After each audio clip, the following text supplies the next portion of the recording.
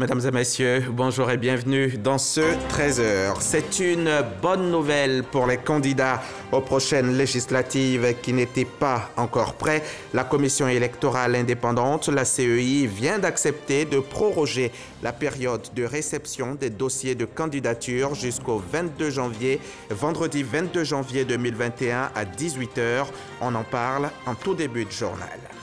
Dans ce journal également, on parlera de l'annexe fiscale, un dispositif légal qui régit la vie des entreprises, voire l'économie d'un pays. Mais bien qu'ayant un impact certain sur leur quotidien, l'annexe fiscale est méconnue ou mal connue par les consommateurs. Nous parlerons des nouvelles mesures de l'annexe fiscale 2021. Joe Biden et Kamala Harris seront investis ce mercredi à la présidence et à la vice-présidence des États-Unis.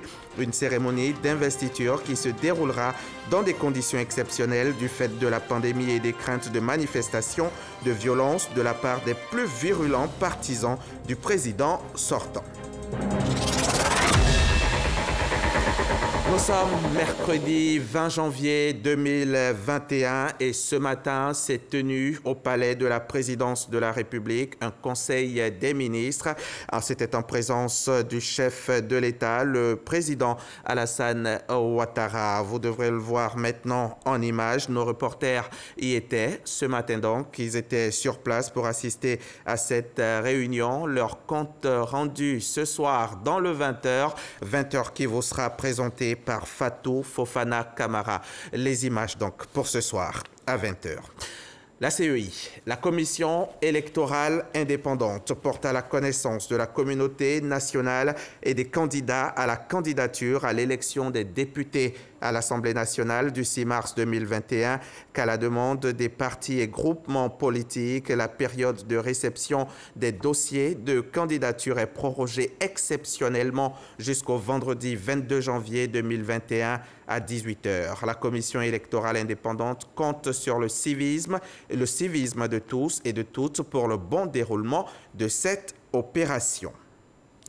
Ce 20 janvier 2021, Joe Biden devient président des États-Unis, le 46e président de la première puissance économique mondiale. Une journée mémorable, une cérémonie d'investiture toute particulière qui se fera selon un protocole très strict du fait de la crise de COVID-19. Alexis Ouedraogo nous en parle. Joe Biden deviendra officiellement ce mercredi le 46e président des États-Unis. Avec la menace de la COVID-19, cette journée historique est soumise à un protocole strict. Le nouveau président doit prêter serment et être officiellement installé aux alentours de midi. Il sera un peu plus de 17h à Abidjan. Mardi soir, Joe Biden et son épouse ont passé la nuit à Blair House, la résidence officielle des invités étrangers du président américain, située en face de la Maison-Blanche. Ce matin, il assistera à une messe à la cathédrale Saint-Matthieu l'Apôtre, saint patron des fonctionnaires, une partie importante du respect de la tradition pour ce nouveau président, fervent catholique. Joe Biden se rendra ensuite en convoi vers le Capitole pour la cérémonie d'investiture. Il prêtera serment après sa vice-présidente Kamala Harris avant de faire son discours inaugural, dans lequel il devra affirmer sa vision pour battre la pandémie, mieux reconstruire, unifier et guérir la nation. L'hymne national sera chanté par la vedette de la pop Lady Gaga. Jennifer Lopez effectuera également une prestation musicale. En début d'après-midi, Joe Biden se rendra au cimetière national d'Arlington, près de Washington, pour déposer une gerbe sur la tombe du soldat inconnu, en compagnie des anciens présidents Barack Obama, George Bush et Bill Clinton. Son convoi au retour devra stopper à quelques dizaines de mètres de la Maison-Blanche pour le laisser entrer à pied entouré d'une escorte militaire. C'est là qu'il devra signer dans l'après-midi ses tout premiers décrets présidentiels.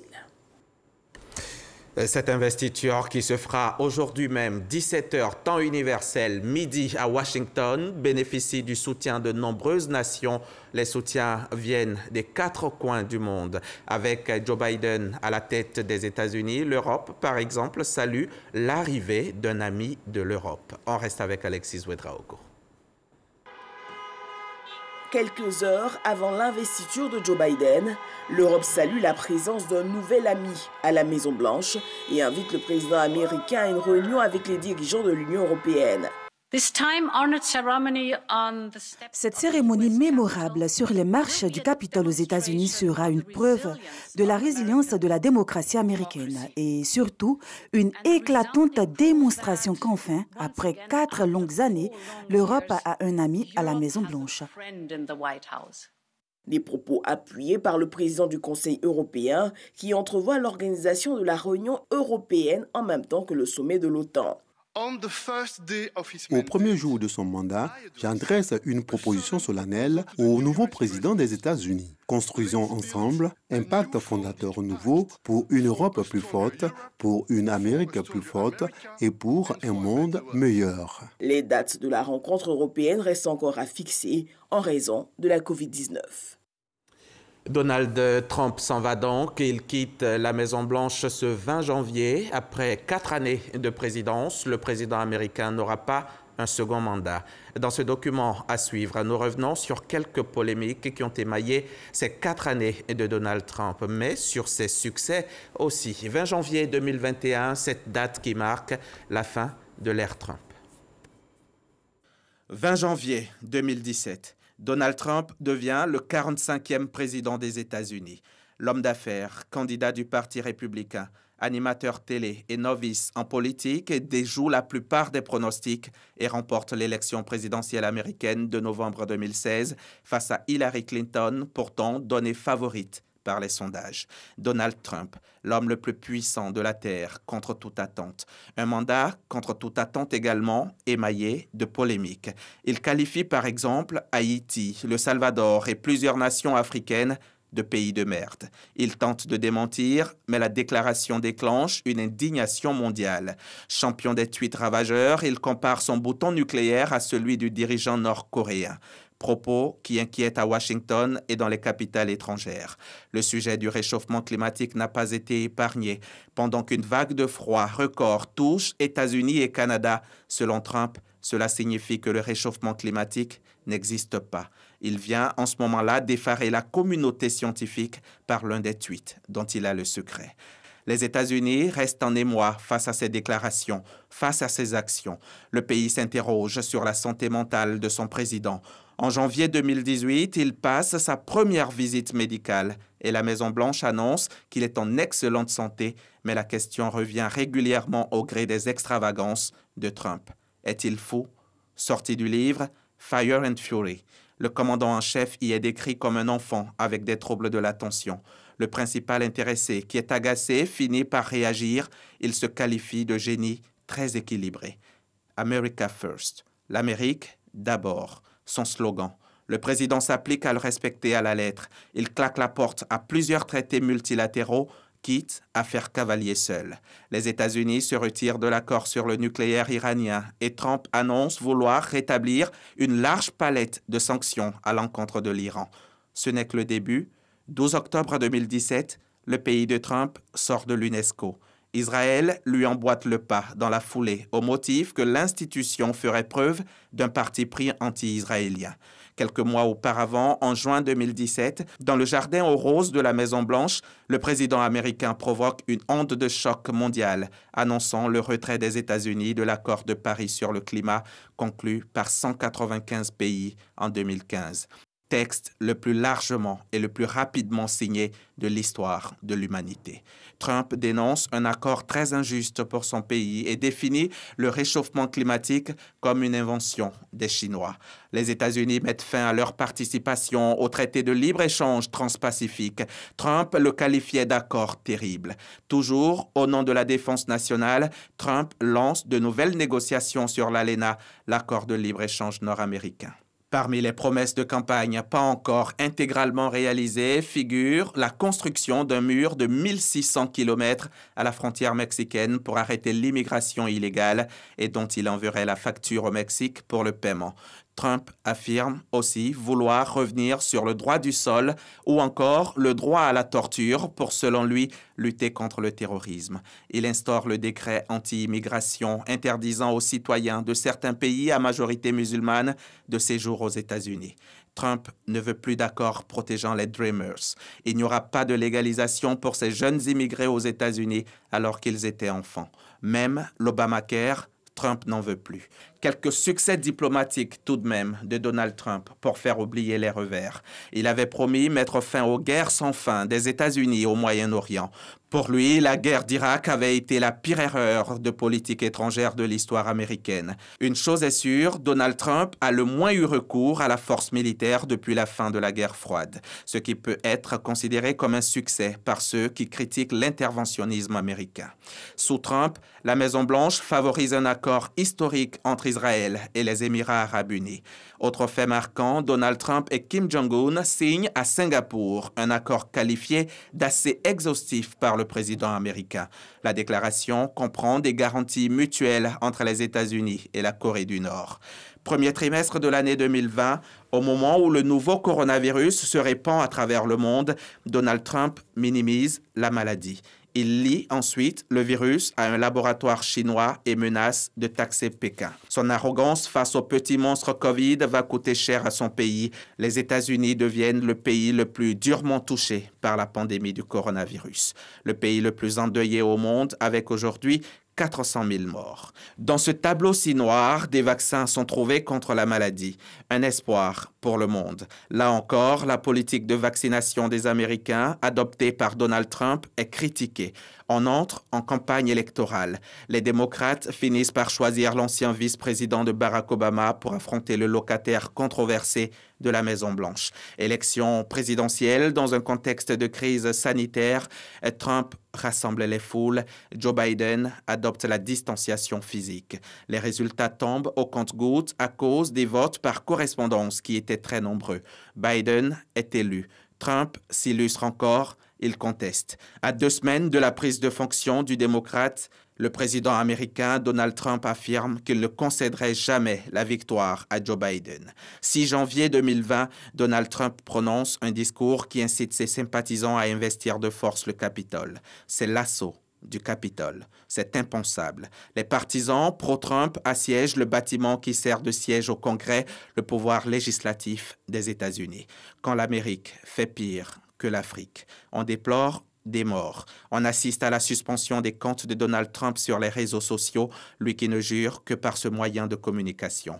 Une procédure de destitution est engagée, mais Donald Trump ne tombera pas. Il restera à son poste jusqu'à ce 20 janvier 2021 où Joe Biden devient officiellement le 46e président de la première puissance mondiale. Joseph Robinette Biden Jr., l'homme que Donald Trump n'a pas cessé de moquer tout au long de la campagne présidentielle, le traitant de faible. Il l'avait surnommé Joe l'endormi, mais c'est à croire que c'est lui qui rêvait éveillé.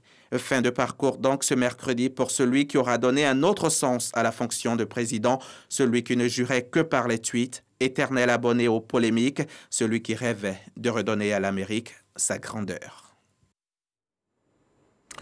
Et Donald Trump quitte la Maison-Blanche, Joe Biden s'installe, le nouveau président prend le relais dans la lutte contre le coronavirus, cette maladie qui fait des ravages aussi bien aux États-Unis que dans le reste du monde.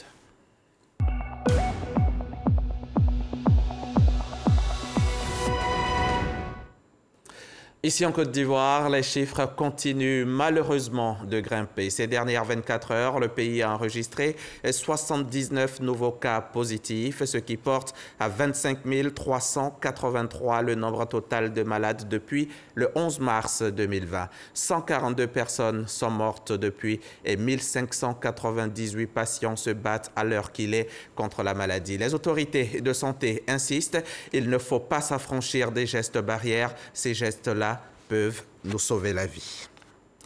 Allons-y maintenant à la découverte de l'annexe fiscale. Découverte ou redécouverte, c'est selon.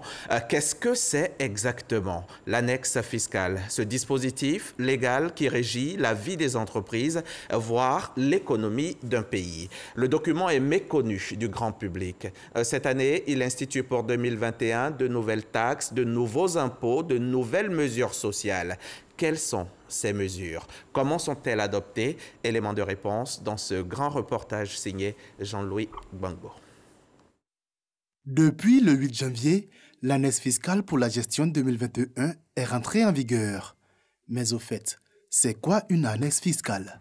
Nous avons posé la question à l'Ivoirien lambda avec des réponses qui en disent long sur la méconnaissance de ce document pourtant si important dans la vie économique. Annexe fiscale, j'entends parler, mais je ne sais pas vraiment de quoi il s'agit. Pour moi, l'annexe fiscale, c'est lorsque l'on fait face à l'augmentation de certains produits sur le marché. Selon moi, l'annexe fiscale, c'est lorsque certains produits subissent une augmentation. L'annexe fiscale est un document dans lequel sont consignés les projets de réforme fiscale pour une nouvelle année. Ce document retrace les modifications des articles existants. Il résume aussi les nouvelles taxes et nouveaux impôts par le nouvel exercice. Mais comment le gouvernement fait-il le choix des secteurs et produits à imposer? Nous avons besoin, par exemple, de déployer nos troupes aux frontières, d'assurer l'équipement, d'assurer les mobilités, ainsi de suite. Ça demande quelques ressources. Donc l'État va regarder là où c'est possible de prélever un peu de ressources pour faire en sorte qu'on puisse continuer à assurer la sécurité des Ivoiriens et permettre au secteur privé lui-même de travailler dans les meilleures conditions et de garantir ses différentes marges bénéficiaires. Donc l'État aussi va faire en sorte que les mesures qu'il va prendre ne touchent pas le plus grand monde, en tout cas ne soient pas trop oppressantes pour la population. On note ainsi cette année une autre augmentation de la taxe sur la valeur ajoutée TVA de plusieurs produits comme le tabac. L'article 14 de l'annexe fiscale pour la gestion 2020 a procédé à un relèvement du taux des droits d'accise sur le tabac qui est passé de 37 à 38%. Les boissons alcoolisées titrant à 35 degrés d'alcool connaissent elles aussi une taxation à 45%. L'annexe fiscale 2021 impose également une taxation de 10% sur les produits de beauté et cosmétiques comme les shampoings ou les produits de maquillage ainsi que sur les mèches et les produits d'extension des chevelures. Le taux de taxation est porté à 50% pour les produits de beauté contenant de l'hydroquinone. Pour les professionnels du secteur et les consommateurs, il ne fait aucun doute. Il y aura augmentation de prix. Les femmes n'ont pas l'argent, ils se plaignent pour venir payer. Maintenant, ils vont augmenter encore là. Ah, on est foutu, hein? Nous, on ne peut pas augmenter comme ils augmentent là. Parce que si nous, on veut augmenter trop là, nous, on peut faire couper dans notre bénéfice. S'il y a un produit qui avant, là, on gagne 300, on gagne 200, on peut faire gagner 150 pour que le client achète rapidement, que ça passe. Mais jamais on laisse nos cheveux comme ça. Parce que les mèches sont déjà chères. Si ça augmente encore là, on fait un appui. Autre mesure de l'annexe fiscale qui cristallise les attentions actuellement, la taxation du riz de luxe et de la viande importée. Ces deux produits sont soumis à une TVA de 9%, contrairement aux autres produits alimentaires de première nécessité qui sont exonérés de TVA. Les caractéristiques du riz de luxe à soumettre à cette TVA seront déterminées par arrêté interministériel. En attendant, les opérateurs du secteur accueillent cette mesure avec philosophie. La vie économique est faite ainsi. Il y a des moments de hausse, il y a des moments de baisse. Donc, quand on sait que tout est lié, il va sans dire que c'est normal qu'il y ait des augmentations parfois, il y a aussi des baisses parfois. La vie économique, elle est ainsi faite. Du riz, mais également du lait, il est question dans l'annexe fiscale 2021, précisément le lait pour bébé. Mais ici, il ne s'agit pas d'une nouvelle taxe, mais une précision sur un texte antérieur qui s'appliquait à ce produit. À la vérité, c'est depuis 2011 que l'État de Côte d'Ivoire s'est doté d'une législation en matière de taxation des produits laitiers, et ça en ligne avec les directives de l'UEMOA. Nous avons pensé que, compte tenu de la nature du lait infantile, il fallait peut-être ramener ce type de lait-là à une taxation de TVA de 9%. Donc, nous ne sommes plus préoccupés par la préservation du pouvoir d'achat des populations. La loi de finances contient tout de même des mesures à caractère social comme l'exonération de l'impôt sur le revenu des créances, l'exonération du droit sur le chiffre d'affaires de la contribution des patentes des dépôts de vente de produits pharmaceutiques situés en zone rurale. Au total, c'est une trentaine de mesures nouvelles qui régira la vie économique. Les chefs d'entreprise, eux, se disent préoccupés par les réductions des exonérations fiscales qui sonnent comme un accroissement de la pression fiscale. Effectivement, c'est un secteur d'activité qui vont subir de nouvelles taxes. Je pense qu'il est absolument important de s'assurer que ces nouvelles taxes-là ne vont pas impacter, je dirais, ces industries-là. Ce que nous disons au niveau du secteur privé, c'est que les entreprises au niveau du secteur formel, aujourd'hui, ont atteint un niveau de pression fiscale qui est assez élevé. Il faut donc élargir l'assiette fiscale en essayant, je dirais, de demander beaucoup plus de contributions au niveau, je dirais, du secteur informel. Si elles sont applicables depuis le 8 janvier, certaines de ces mesures sont encore au centre des négociations entre l'État et le secteur privé. C'est notamment le cas de celles relatives au riz de luxe, à la viande importée ou encore au lait infantile. À présent, vous savez tout sur l'annexe fiscale, un document signé Jean-Louis Gbangbo et Marie-Laure Mayessé du service économie et de la rédaction. Venons-en maintenant à cette rencontre Kofi-Nguessan-Lataille, population de Kwasi-Kwasi-Kro. Le ministre a souhaité expliquer à ces populations la politique de développement du chef de l'État, le président Alassane Ouattara. Le témoignage de Jeanne Atoubé. Dans la cour de la mairie de Kwasi-Kwasi-Kro, c'est une atmosphère de retrouvailles familiales. L'enfant de la région, le fils, le frère, présente à la manière de celui qui revient vers les siens ce qu'il a obtenu de son voyage et indique la voie de salut de tout le village. On a intérêt à être soudés quand on sait qu'on est sur le bon chemin. Restons unis parce qu'on est sur une bonne pente et il ne nous appartient pas de reculer. Population, cadres, élus et chefferies traditionnelles sont reconnaissants des bénéfices obtenus de la politique de bien-être des populations, politique déclinée dans tous les domaines du développement et inscrite dans la vision du président de la République. Kwasi-Kwasi-Kro porte fièrement les signes de son essor et ces populations relèvent à l'envi et avec beaucoup de satisfaction les nombreux acquis grâce auxquels le département sort progressivement de sa léthargie. Au niveau sanitaire, il n'y avait pas de centre de santé dans certains villages. Le conseil régional nous a permis d'équiper, de réhabiliter tous ces centres de santé. De 5 centres de santé, en moins d'un an, nous sommes actuellement à 8 centres de santé. Nous disons merci au président du conseil régional du Nizi et merci au président de la République de développer l'école. Mon rêve est de voir tous les élèves de ce département aller à l'école et réussir par les infrastructures. Dernier bénéfice en date de la localité du département de Kwasi-Kwasi-Kro, des tables bancs et des kits scolaires obtenus dans le cadre du Pays2R, programme à impact rapide des régions. Un appui de poids ordonné par le président de la République pour aider les régions, vu que leurs moyens sont insuffisants pour faire face à leurs nombreux besoins et préoccupations. Les populations s'en félicitent. Les autorités traditionnelles aussi. Presque la quasi-totalité des villages sont en voie d'électrification. Il y a des châteaux d'eau qui sont en construction. Le développement est en marche. Je demanderai à tous les cadres de s'unir pour le développement de Kwasi-Kwasi-Kro. Les projets sont débattus comme si c'était des projets personnels de chacun de nous. Que ce soit au niveau de la voirie, au niveau de l'électrification, au niveau de l'eau potable, des équipements sanitaires et scolaires. Il y a beaucoup de choses qui sont en train d'être faites sur le terrain. La totale satisfaction des populations de Kwasi-Kwasi-Kro est le bitumage de l'axe qui relie cette ville à Bukanda, une route dont les travaux vont débuter cette année même. Les populations ont encore souvenance de l'annonce faite par le président de la République lors de sa visite d'État dans la région du Zi en septembre 2019.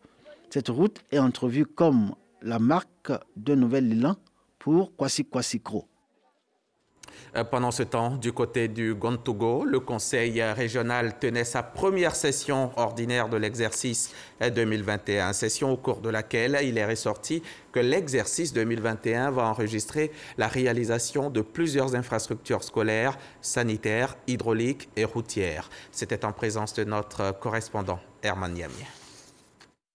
C'est en présence du ministre de l'Agriculture et du Développement rural, Kobina Kwasi Adjoumani, des membres du corps préfectoral, des conseillers régionaux, de la chefferie et des populations, que s'est ouverte la première session ordinaire de l'année 2021 du conseil régional du Gontougo. Cette session a été l'occasion pour le président de l'institution, à travers une projection, de faire le bilan mi-parcours des réalisations et des actions qui ont été faites dans la région au cours du deuxième mandat. Entre autres, dans le domaine de l'éducation, de la santé, de l'électrification, de l'hydraulique, des infrastructures routières, de la sécurité et de la protection civile. Les problèmes de salle de classe, de table banc, mais d'électricité, d'eau, tout ça, c'est l'affaire du conseil régional. Le bilan qui a été fait. Nous continuerons sur cette lancée, en tout cas avec le concours de mes pairs, pour faire mieux que ce que nous avons déjà fait. La réalisation de ces différents projets présentés n'a pas laissé indifférent le président élu de l'institution de développement régional, le ministre Kobina Kwasi Adjumani, qui s'est réjoui du bon travail effectué par l'équipe qu'il a mise en place. Il a assuré aux populations que de bonnes nouvelles s'annoncent pour la région. La route de Bondoukou jusqu'à la frontière du Ghana, en passant par Soko, avec la possibilité d'avoir 2 fois 2 voies à Soko, cette route-là va être réalisée puisque la signature a été faite. Cette session a été aussi l'occasion pour le président du Conseil, Ignace Kossonou, de présenter le budget primitif de l'exercice 2021. Ce budget s'équilibre en recettes et en dépenses à la somme de 3 764 951 000 francs CFA, dont 882 689 000 francs CFA en fonctionnement et 2 882 262 000 francs CFA en investissement. Ce budget permettra de poursuivre les actions de développement déjà entamées. L'un des points de l'ordre du jour était le renouvellement du bureau du Conseil avec l'entrée de Hossein Dongossi, actuel directeur général du CROU A2, qui devient le 5e vice-président du Conseil régional en remplacement de Tano Kwasi Thompson, précédemment 2e vice-président. La cohésion sociale, la paix et le vivre ensemble, voilà ce à quoi l'on aspire. Du côté de Bouaké, par exemple, dans la région de Bouaké, les ONG Aide et Action et École pour tous apportent leur contribution à la consolidation de la cohésion sociale. Elles ont choisi les femmes pour une société en paix, une société stable, et cela à travers la pratique du sport. Les précisions de Soro Corona, RTI Bouaké. Le sport, facteur de rassemblement et de cohésion, choisi par l'ONG Aide et Action pour la promotion du vivre ensemble à Bouaké. Les femmes, membres des associations et groupements, vont conduire le projet. Projet pour faire la promotion du vivre ensemble et de la cohabitation pacifique à Bouaké à travers la pratique du sport. De par la pratique du sport, vont se rencontrer, vont aussi émettre des messages de cohésion sociale entre elles pour amener à une certaine cohésion, une certaine familiarité, une certaine harmonie entre ces femmes-là qui ensemble ont pour dénominateur commun Bouaké. Ce projet s'inscrit dans le cadre des activités de la conférence des ministres de la jeunesse et des sports, Conféges. Partenaire de mise en œuvre du dit projet, l'ONG École pour tous. Le sport, c'est la seule activité où on ne dit pas à quelqu'un qui tu es avant de pouvoir jouer avec toi. Il suffit qu'il y ait quelques talents et puis la passion. Et ça, cette passion-là, généralement, quand elle est bien menée, là, les gens se respectent sur le terrain, les gens se côtoient, ils se parlent, ils rient ensemble. Les femmes ont dit leur joie d'être le fer de lance de la promotion de la cohésion sociale et de la paix à Bouaké. Le sport, quel que soit le niveau du sport, nous les femmes, nous permettent de faire ce métissage sans regarder nos bords politiques, nos bords ethniques. Les bénéficiaires du projet seront aussi formés en entrepreneuriat, en rédaction des plans d'affaires et en élaboration des plaidoyers. Le projet de renforcement de la cohésion sociale des femmes par la pratique du sport va durer 6 mois. Le sport et le football particulièrement est aussi facteur de cohésion. La 6e édition du CHAN bat son plein au Cameroun. Championnat d'Afrique des Nations de football est organisé par la Confédération africaine de foot, rassemblant des sélections composées de joueurs évoluant uniquement dans un club de leur pays. Nous sommes donc à la 5e journée. Le Cameroun et le Mali s'affronteront tout à l'heure à 16h. Le Burkina Faso et le Zimbabwe, eux, s'affronteront sur le coup de 19h. Tous les matchs sont retransmis en direct sur RTI2, la 2e chaîne du groupe RTI. Hier, lors de la 4e journée du CHAN, justement, les équipes qui se sont affrontées sont la Zambie, la Guinée, la Namibie et la Tanzanie. Ces images, vous les aurez ce soir dans le journal de 20h. La Côte d'Ivoire n'est pas présente à cette compétition, c'est vrai, faute d'avoir été qualifiée pour, mais les éléphantos ivoiriens, eux, ont le vent en poupe. Ils ont été vainqueurs du tournoi de l'UFOAB en battant le Nigeria 3-2 en finale lundi soir au Togo. Nos héros viennent de regagner Abidjan. Ils ont été accueillis à leur descente d'avion par le ministre des Sports lui-même. Le compte-rendu de nos reporters de RTI Sport à suivre prochainement. Bravo à nos éléphantos. Merci de nous offrir du bonheur. Comme nous, à la RTI, nous faisons l'effort de vous en donner aussi. Merci de votre grande fidélité et à demain, 13h.